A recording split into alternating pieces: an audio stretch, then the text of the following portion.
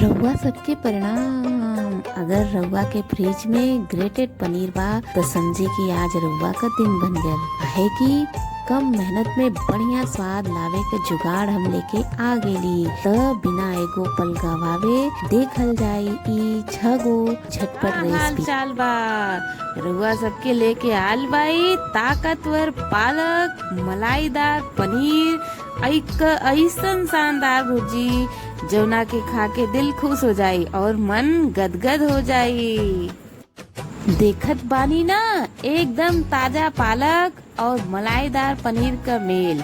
ये भुर्जी के बनावट बहुत आसान बा, स्वाद ऐसन की खा के मजा आ जाई। पालक के उबाल के पीस ली, कढ़ाई में तेल गरम करके तेज पत्ता जीरा का तड़का लगाई और प्याज और बेसन डाल के भून ली। ओमन टमाटर डाली और उकरे बाद ओमन हल्दी, गरम मसाला, लाल मिर्च पाउडर, धनिया पाउडर, नमक, थोड़ा सा चीनी डाल के बढ़िया सा ओके पका ली। उकरे बाद ओमन पीसल वाला पालक डाल दी और क्रश करल वाला पनीर और बढ़िया सा भून ली। तो का देखत बा तो देर कैसन करे कर आज ही बनावत जा ई जबरदस्त पालक पनीर भुर्जी। और रउआ आपन अनुभव कमेंट में जरूर बताई। वीडियो अगर पसंद आयल हो तो लाइक शेयर सब्सक्राइब जरूर करिए।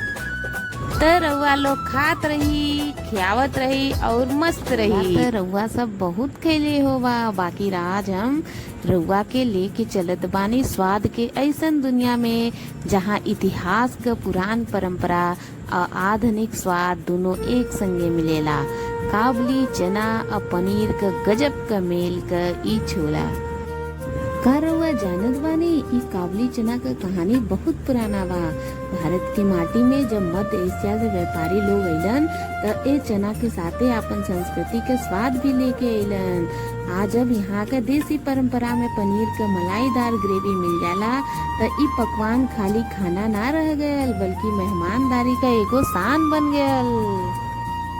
ई रेसिपी का खासियत ई बा कि काबली चना का पौष्टिकता और पनीर का शाही नरमी मिलके ई छोला बनावेला एकदम खास। जब मुंह में चना का सोंधापन और पनीर का मलाई घुलेला तो लागेला कि जिंदगी का यही असली स्वाद हवे।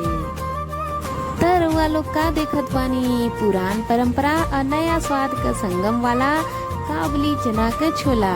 रउआ अपने घरे बनावत जाई और परिवार के संगे मजा ली।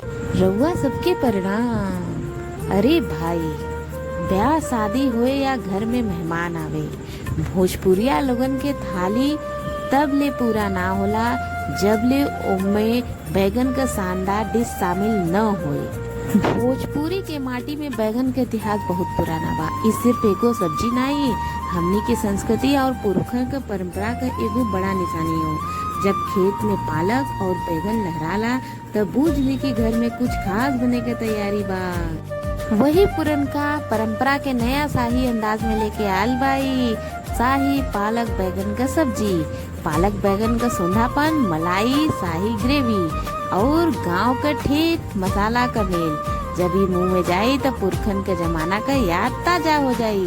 तो फिर देखत का बानी जा ये परंपरा का नया स्वाद दी और आज ही बना के अपना परिवार संगे लुत्फ उठाई। आज लेके आयल बाई रउआ सबके खातिर पनीर भुजिया एकदम पारंपरिक तरीके से। सबसे पहले कढ़ाई में तेल डाल के ओमन जीरा और तेजपत्ता प्याज डाल के भून ली। भूनने के बाद ओमन थोड़ा सा बेसन डाल के बेसन के भी हल्का हल्का भून ली। ओकरे बाद ओमन हल्दी, गरम मसाला, धनिया पाउडर, टमाटर का पेस्ट डाल के अच्छे से मिला ली। और फिर ओकरे बाद नमक, चीनी, थोड़ा सा लाल मिर्च पाउडर डाल के मसाला के अच्छे से भून ले। ओमन छाछ का पानी डाल दे और कद्दूकस करल पनीर डाल दी, मिला ली। अब तब तक मिलाई जब तक कि मसाला एकदम अच्छे से पक न जाए। उसके बाद अदरक, हरा मिर्चा कटल धनिया डाल के मिला ली और गर्मा गर्म प्लेटे में परोस दी। तब तैयार बा हमने का एकदम पारंपरिक और लाजवाब पनीर का भुर्जी। अरे भाई, पहले हमने सोचली कि कौनो क्रस के बात हो तो मुद्दा तो असली बा क्रस कईल पनीर निकलल। हाँ हाँ, सही कहिला भाई, क्रस करल पनीर और ओकरा साथे गर्मा गर्म स्पाइसी मैगी, त दोनों का मिक्सर जौन होला त आग लग जाला। सही बात बा, एकदम तीखी मसालेदार मैगी और नरम नरम क्रश कयल पनीर का बारिश देख के ही कलेजा खुश हो जाला।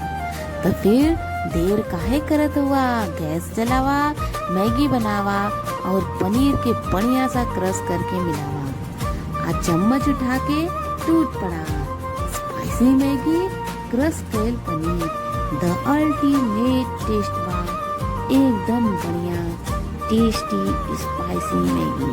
तो खात रहा, मस्त रहा और खुश रहा। सुनी दुनिया का सबसे शानदार डिश पनीर दो प्याजा का एकर शुरुआत भयल रहे मुगल के शाही किचन में, जहाँ महाराजा के खुश करे खातिर कुछ नया जादू करल गयल। नाम में बा दो प्याजा, बाकिर एकर मतलब ई ना हो कि प्याज दूगो पड़ेला।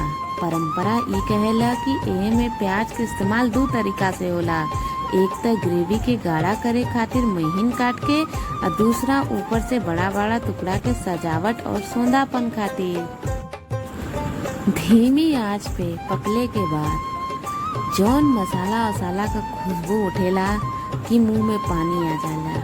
शाही ठाट बाट से निकलल ई डिश आज हर खास और आम रसोई के जान बन गल बा। त एतवार अपने घरे पुरान परंपरा के निभावत बनाओ शाही पनीर दो प्याजा, अब परिवार संगे मिल के स्वाद का मजा ले। वीडियो बढ़िया लगल हो तो लाइक शेयर सब्सक्राइब जरूर करी। धन्यवाद। बाकी रउआ के ई ठेठ अंदाज के रेसिपी जरूर पसंद आयल हो तो जा जल्दी से बनावा और मजा ले। तब तक के लिए हर हर महादेव।